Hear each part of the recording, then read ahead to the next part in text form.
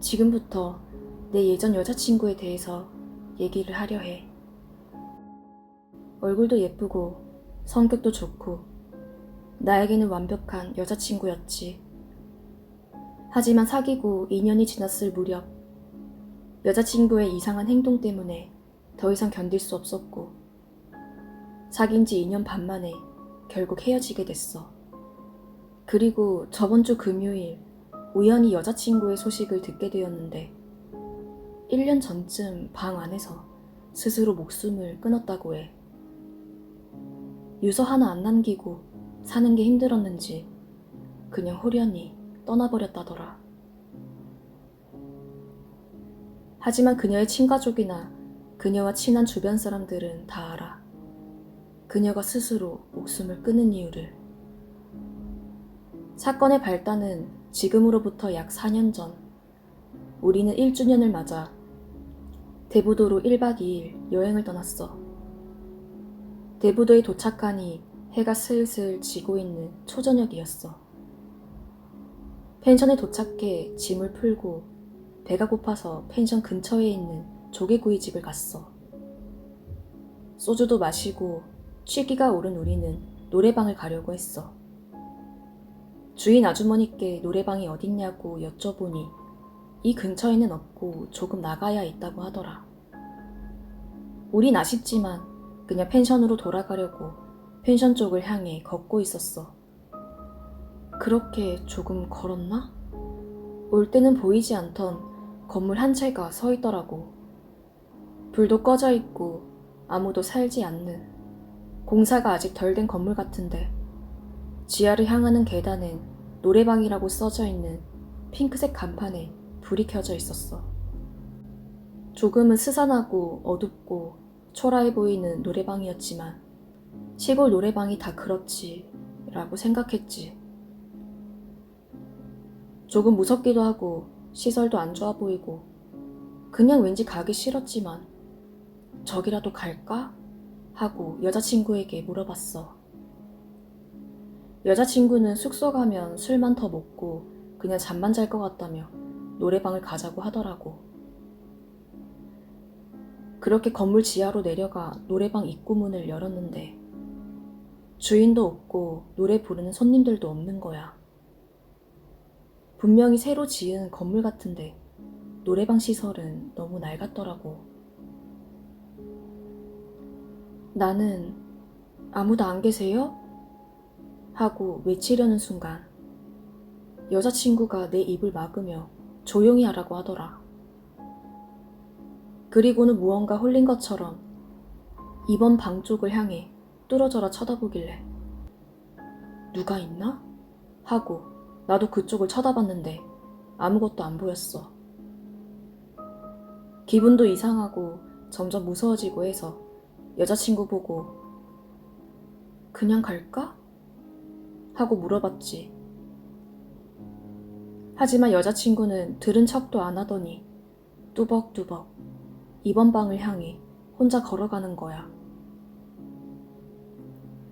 그리고는 문을 찰칵 하고 열더니 내 쪽을 향해 고개를 돌리고는 이리 오라고 손짓을 하며 말하더라. 오빠, 빨리 도와줘. 갓난아기가 엄마 발에 밟혀 죽고 있어.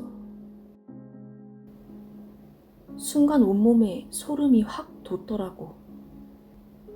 근데 날 더욱더 미치게 했던 건 여자친구의 미소였어. 진짜든 가짜든 엄마 발에 밟혀 죽는 아이가 있다면 놀래는 얼굴이거나 당황해야 정상인데 입꼬리를 씩 하고 올리고는 미소를 띄우던 그 모습이 정말 소름 돋더라. 나는 장난치지 말라며 빨리 숙소로 가자고 짜증을 냈지. 하지만 여자친구는 희죽희죽 웃더니 계속 나한테 얼른 오라고 하며 나를 5초 정도 멍하니 쳐다보더니 갑자기 인상을 쓰며 방 안으로 휙 들어갔어. 나는 당황해서 이번 방으로 성큼성큼 걸어갔지. 그리고는 방문을 여는 순간 주저앉고 말았어. 아무도 없는 방 안. 그리고 아무도 없는 소파에 대고 여자친구가 발로 무엇인가를 마구 찍어대고 있었어. 그러고는 나를 바라보며 씩 웃더니 오빠 뭐해? 빨리 이 아줌마 좀 같이 도와줘 라고 말하면서 죽어 소리치며 소파를 발로 마구 찍어대는 거야.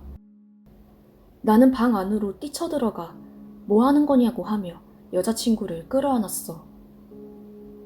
하지만 여자친구는 내 품에 끌어안긴 채 아무도 없는 소파를 향해 발길질을 멈추지 않았어.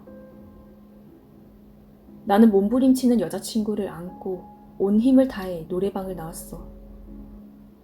그렇게 광분을 하던 여자친구는 노래방에서 나오자마자 스스로 힘이 풀리며 땅바닥에 주저앉더라. 쓰러져 있는 여자친구를 업고 숙소에 도착해 여자친구를 침대에 눕혔고 정신을 잃은 여자친구는 몇 분 후 평온한 얼굴로 깨더니 왜 자기가 자고 있냐며 무슨 일이 있었냐며 나를 물끄러미 바라보더라. 여자친구는 아무것도 기억을 못했어. 그렇게 우리는 여행을 다녀왔고 그 뒤로 나는 한동안 그 공포에서 헤어나올 수가 없었어. 한동안 여자친구를 만나면 계속 그 섬뜩한 미소와 알 수 없는 행동이 떠올랐고 여자친구는 정말 기억을 못하는 건지 정말 아무렇지 않은 듯 예전과 똑같았어. 그렇게 몇 개월이 지나고 여행 때 겪었던 일들도 자연스럽게 기억 속에 묻혀져 갔어. 근데 지금 와서 가만히 생각해보면 여자친구는 하루가 다르게 야위어 가고 있었어. 처음에는 매일 다이어트를 입에 달고 다니던 여자친구였기에 다이어트를 열심히 하나보다 하고 생각했어. 그러던 어느 날 여자친구를 오랜만에 보게 되었는데 얼굴은 해골 마냥 살이 하나도 없고 입술은 다 갈라져 피가 맺혀 있더라. 나는 너무 안쓰러워서 얘기했어. 자기 요즘 다이어트 너무 심하게 하는 거 아니야? 이젠 마르다 못해 완전 아프리카에서 온 사람 같아. 여자친구는 날 보고 한 번씩 웃더니 머뭇거리다 얘기를 했어. 오빠, 우리 그때 1주년 기념 여행 갔다 온 이후로 나 자꾸 악몽 꾸고 가위 눌리고 그래. 사실 알고 보니 여자친구가 살이 빠진 이유는 일주일에 한두 번씩 겪는 악몽과 가위 때문이었어. 나는 걱정스럽기도 하고 한편으로는 무슨 악몽을 꾸나 궁금해서 그 내용을 물어보려는 순간 잊어버렸던 그 섬뜩한 기억들이 떠올랐고 여자친구는 계속 말을 이어갔어. 꿈에서 내가 막 어떤 갓난애기 얼굴을 발로 짓밟고 죽으라고 소리 지르면서 희죽희죽 웃고 있어. 그렇게 꿈에서 깨고 다시 잠이 들 때면 가위에 눌려. 방문이 스르르 열리면서 어떤 여자가 잠깐 동안 날 지켜보는 것 같더니 빠른 걸음으로 나한테 다가오는 거야. 그리고는 내 배 위에 올라와서 잠시 동안 서 있어. 그리고는 뭐라고 중얼중얼거리면서 내 배 위에서 쿵쿵쿵 뛰기 시작해. 처음에는 작은 목소리로 중얼거리던 목소리가 나중에는 조금씩 크게 들리고 내 귀에다 대고 속삭여. 개년아, 숨 쉬지 마. 라고. 여자친구의 말은 가히 충격적이었어. 하지만 내가 해줄 수 있는 게 없었기에 답답한 마음만 들었지. 그렇게 여자친구는 하루하루 악몽으로 나를 지새우고 결국 다니던 회사도 그만두게 되었어. 병원도 들락날락 해보았지만 아무런 효과도 없었어. 그런데 이제 와서 생각해보면 여자친구는 그 공포를 즐기는 듯 싶었어. 그 공포 속에서도 여자친구는 알 수 없는 미소를 보였거든. 여자친구에게 계속 보이는 그 여자와 아기는 도대체 누구일까 싶었어. 결국 몸이 안 좋아질 대로 안 좋아진 여자친구는 고향에 계신 부모님께 내려간다고 했어. 여자친구가 고향에 내려가기 전 일주일 동안만 짐 싸는 것도 도와주고 조금이나마 힘이 돼주고 싶어서 나는 우리 부모님께 허락을 받고 여자친구 집에서 잠시 머물게 되었는데, 정말 이 일주일은 내 생에 있어서 가장 큰 공포의 순간이었고, 날 겁쟁이라 욕할지 모르겠지만 난 일주일 후 여자친구를 떠날 수밖에 없었어. 공포의 시작은 아마 둘째 날부터였을 거야. 난 퇴근을 하고 허약해진 여자친구를 위해 몸에 좋은 음식들을 잔뜩 싸들고는 여자친구 오피스텔에 도착해 계단을 걸어 올라가려고 했어. 건물은 5층으로 된 오피스텔이고 여자친구 집은 4층이었지. 입구에 도착해서 1층 계단을 반쯤 올라갔을까? 여자친구 목소리가 들렸어. 온다. 온다. 온다. 난 여자친구가 복도에 마중 나와 있는 줄 알고 설레이는 마음에 좀 더 빠른 걸음으로 올라갔지. 근데 3층쯤 도착했는데 여자친구가 갑자기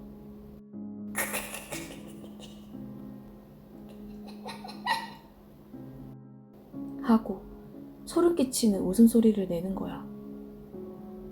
그러더니 찢어지는 듯한 목소리로 어? 오빠도 같이 오네? 하면서 갑자기 쿵쿵쿵 소리를 내며 내가 있는 곳을 향해 맨발로 고함을 지르며 달려서 내려오더라. 그리고는 나를 보자마자 내 뺨을 짝 하고 때리며 흰눈이 다 보이도록 나를 째려보더니 야, 너 죽고 싶어? 애기는 기어 올라오는데 넌 뭐 하는 거야? 도무지 무슨 말인지도 모르겠고 난 너무 무서웠지만 침착하고 도대체 왜 그러냐고 정신 좀 차리라고 여자친구 어깨를 잡고 흔들었어. 하지만 여자친구는 내 말은 아랑곳하지 않고 갑자기 버럭 소리를 지르며 도대체 저 여자는 누구야? 저리 좀 꺼져! 하며 내가 싸온 음식들을 내 뒤쪽을 향해 집어던졌어. 소란스러웠는지 3층에 사시던 아저씨 한 분이 나오셔서 그날 일은 겨우 진정이 됐지. 또 하루는 여자친구와 영화를 다운받아 보려고 했어. 나란히 의자에 앉아 영화를 클릭했고 플레이어가 뜨면서 영화가 시작되려고 컴퓨터 화면이 살짝 시꺼매졌는데 그 검정 화면에 여자친구가 눈을 천장 위로 치켜뜨고는 머리를 쥐어뜯고 있는 모습이 비치는 순간 난 너무 놀라 자리에서 벌떡 일어났고 뭐 하는 거냐고 소리쳤어. 여자친구는 눈을 치켜뜬 채로 부엌으로 달려가 식칼을 가져오더니 아무도 없는 천장에 대고 난도질을 했어. 난 빨리 식칼을 빼앗아 침대 위로 던지고 여자친구를 껴안아 진정시켰지. 여자친구는 분노가 가시지 않은 목소리로 그때 노래방에서 죽였으면 아무 일 없었잖아 라고 하는 거야. 분명 그때 있었던 일은 기억이 안 난다고 했는데 내 여자친구는 모두 기억을 하고 있었던 거야. 그렇게 증세가 더 심해졌고 점점 지쳐가던 어느 비오는 날이었어. 그날은 여자친구가 잠깐 회사 사람 좀 만나고 온다고 했어. 난 여자친구가 올 때까지 기다리다 그만 잠이 들었고 몇 시간쯤 잤을까. 잠을 자고 있는데 옆에서 뭔가 이상한 소리가 들리길래 깨림칙한 기분이 들어서 잠에서 살짝 깼어. 방 안은 시꺼먼 어둠 속이었지만 나는 여자친구의 행동을 보고는 억소리도 못 내고 가만히 누워있을 수밖에 없었어. 여자친구는 벌거벗은 채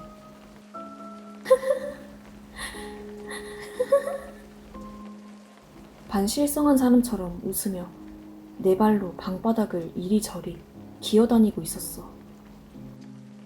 무언가를 잡으려고. 난 순간 온몸에 소름이 돋고 공포에 휩싸이게 되었어. 나의 인내심은 바닥을 보이기 시작했고 이제는 화가 나더라고.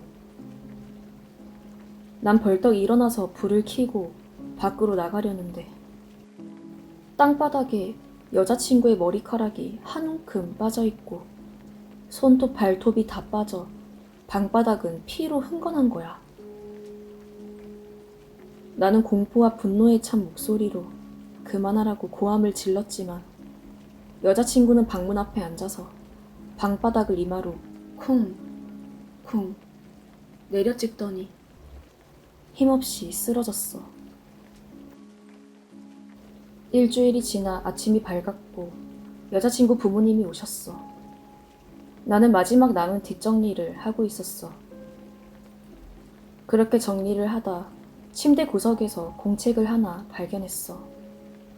일기장이라고 적혀있는 공책을 펼쳤고 글을 읽어 나가기 시작했어. 날짜와 시간은 기재되어 있지 않았고 틈틈이 시간 날 때마다 적어 내려간 글인 듯 싶었어. 여자친구의 일기 내용은 이래. 여자친구는 우리가 1주년 기념 여행을 떠나기 이틀 전부터 그들을 봤었다고 해. 여자친구는 여행할 때 필요한 물품들을 사기 위해 마트에 들렀다 집에 오는 길에 마트 건너편 건물 입구에 모자를 푹 눌러 쓴 어떤 여성과 그 옆에는 3, 4살쯤 되어 보이는 아기가 서 있더래. 얼굴을 알아볼 수 없었지만 여자친구는 어디선가 봤던 분명히 낯이 익은 얼굴이었대. 그들도 마치 자기를 알고 있는 마냥 건너편 건물에서 여자친구를 보고 희죽희죽 웃고 있었대. 우리가 여행을 떠나던 그날도 그들은 우리가 떠나는 모습을 지켜보고 있었다는 거야. 집 앞에서도 조개구이 집에서도 그들은 우리 주위에서 맴돌았대. 근데 그녀의 일기를 보고 더욱 섬뜩한 사실을 알게 되었어. 여자친구는 이전에 어떤 남자와 실수로 아기를 가져서 낳았고 그 아기를 발로 밟아 죽였대. 그리고 아이를 같이 가졌던 그 남자는 자살했고 여자친구가 본 그들은 여자친구 자신의 환영, 자살한 남자, 그리고 밟혀 죽은 아이였어. 일기장을 그렇게 보고 있는데 여자친구가 방문을 벌컥 열고는 나에게 달려들었어. 눈이 완전 돌아가 흰자만 번뜩였고 나에게 달려들더니 너도 죽여줄까? 나는 너무 놀라 방문을 박차고 나왔고 그녀는 또 무언가를 본 것처럼 끄악하고 소리를 지르더니 바닥을 네 발로 미친 듯이 기어다니는 모습을 보고는 난 여자친구 집을 뛰쳐나왔어. 그 뒤로 그녀를 2번 다시 볼 수 없었고 종종 그녀의 얘기를 듣게 되었는데 그녀는 사고로 2 발목이 절단났고 걸어다닐 수 없다고 했어. 그리고 얼마 전 그녀가 자살했다는 소식을 듣게 되었지. 그 당시에는 트라우마로 남아 일상생활이 너무 힘들었지만 지금은 많이 괜찮아졌어. 그땐 나도 전 여자친구도 너무 힘들었지만 지금은 부디 좋은 곳에서 편히 쉬고 있길 바라고 있어.